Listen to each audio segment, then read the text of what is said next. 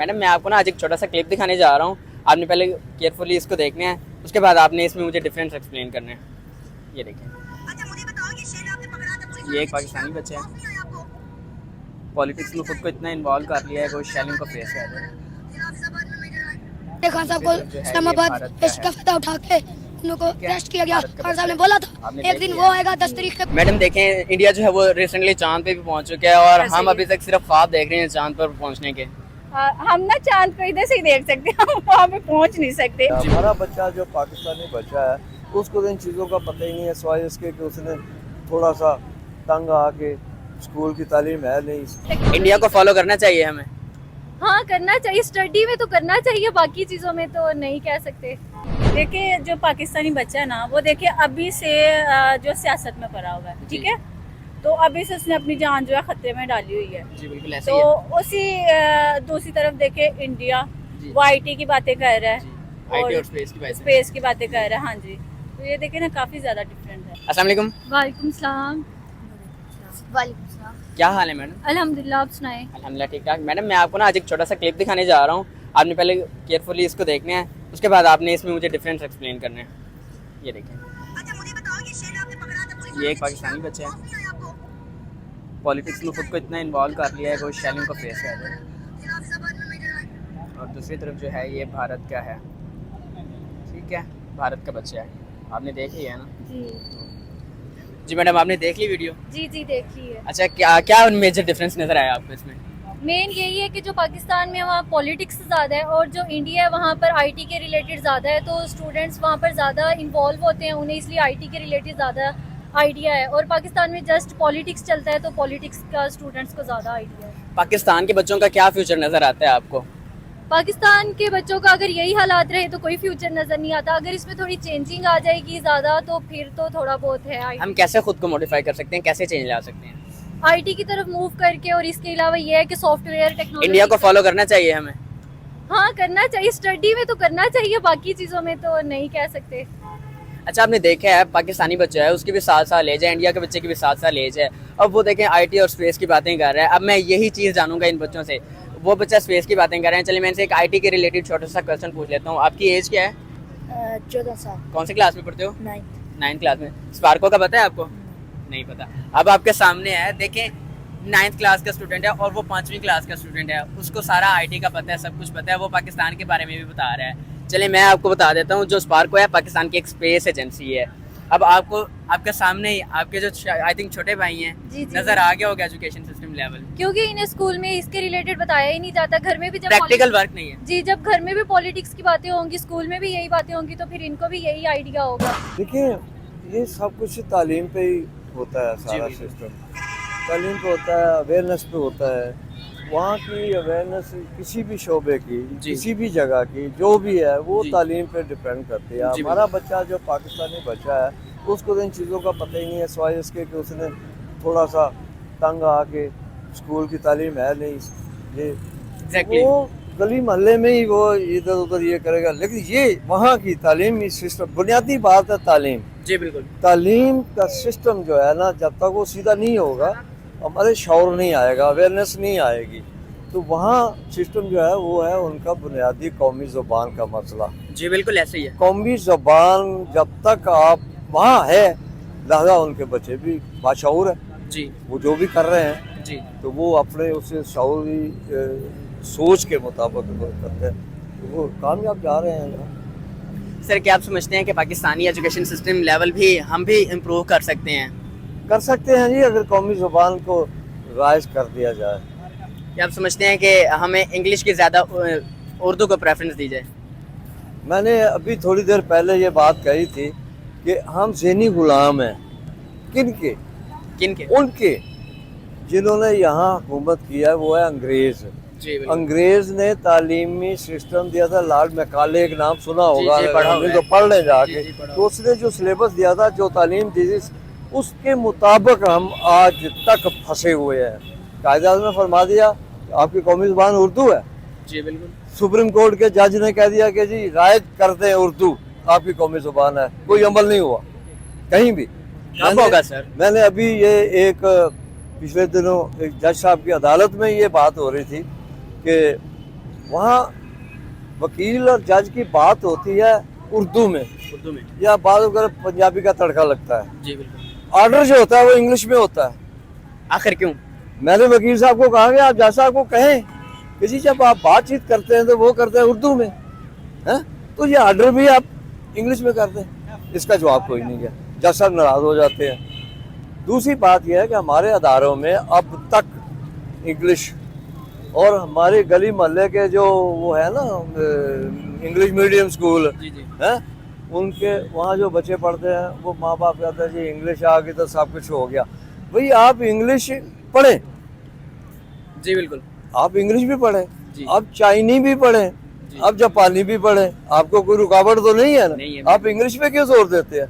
Japan ने तरक्की की जापानी पे, बिल्कुल। फ्रांस ने तरक्की की फ्रांसीसी में, इंडिया ने तरक्की की हिंदी पे। इंडिया ने अपनी कौमी ज़बान में। अब हम हमसाया मुल्क की जब कहते हैं ना इंडिया में ये हो गया, बांग्लादेश में ये, बांग्लादेश अलहदा हो गया, किस बुनियाद पे?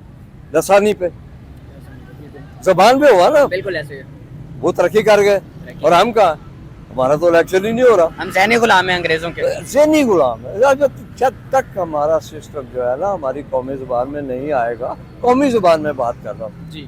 ये जो हमारी दूसरी ज़ुबानें हैं ना, इलाकाई ज़ुबानें, ठीक है, बहुत पहले आपने पूछा मैं क्या करता हूँ, मैं बताता हूँ आपको। बहुत पहले जी।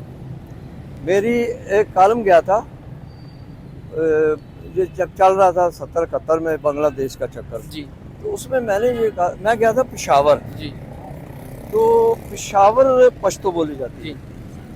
मैं बहुत डर गया कि या तो पश्तो बोलते हैं तो मुझे तो समझ नहीं आएगी कोई बात। जब मैं वापस आया तो फिर मुझे किसी और जगह जाना पड़ा, तो वहाँ भी मैंने ये देखा।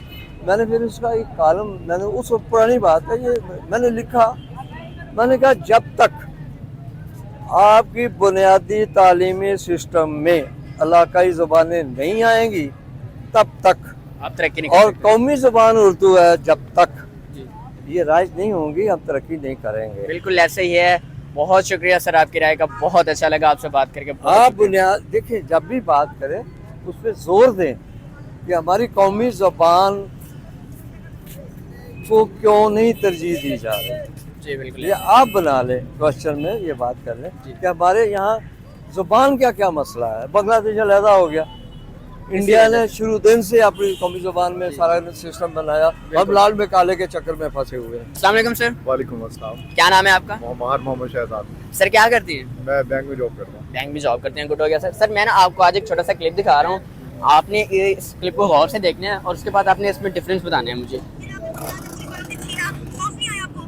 ये देखें, एक तरफ पाकिस्तानी बच्चे हैं जो पॉलिटिक्स में खुद को इतना इन्वॉल्व कर रहा है, अपनी जान देने के लिए तैयार है, शेलिंग फेस कर रहा है,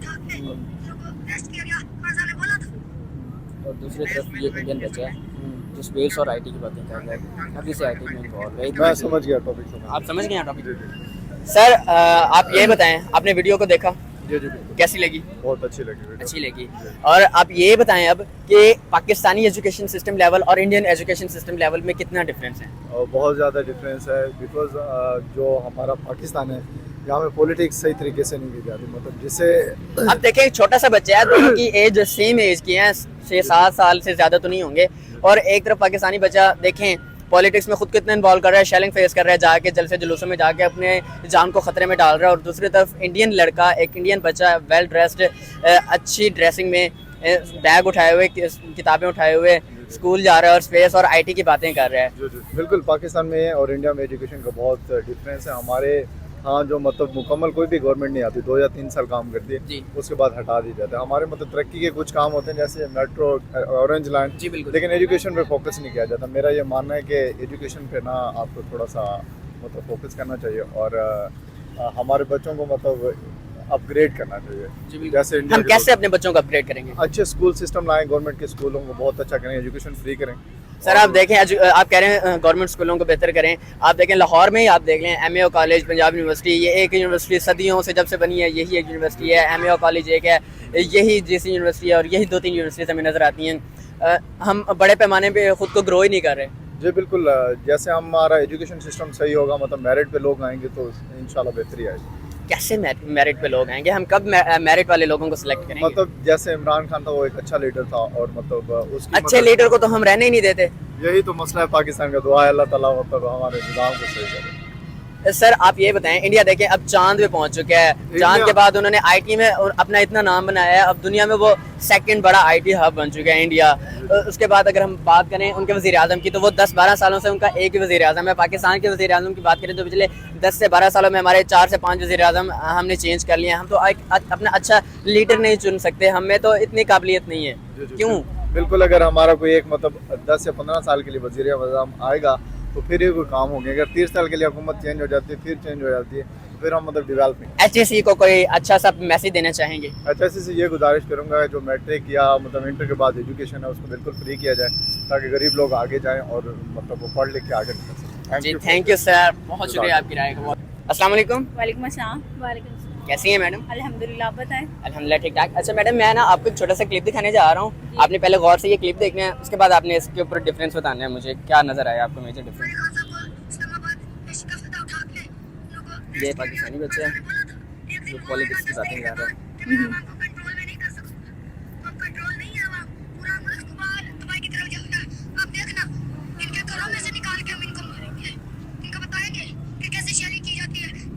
शेलिंग की बातें कर रहे हैं, स्पेस की बातें कर रहे हैं, एजुकेशन की। इंडियन बच्चा उसकी ड्रेसिंग चेक करें और उसकी ड्रेसिंग चेक करें, उसने भी से जान खतरे में डाली हुई है।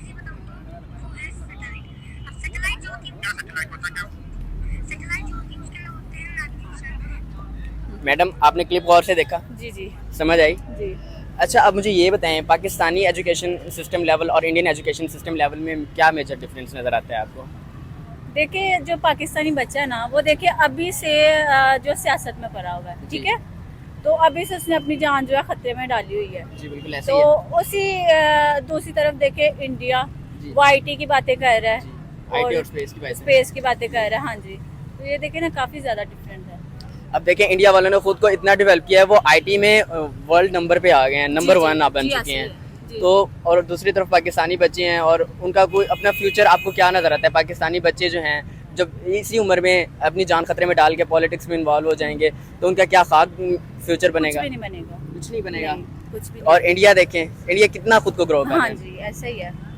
अगर हम पाकिस्तानी एजुकेशन सिस्टम लेवल की बात करें तो क्या लगता है, क्या हम आने वाले 20 साल या 30 साल में खुद को इम्प्रूव कर सकेंगे? जी ऐसे है।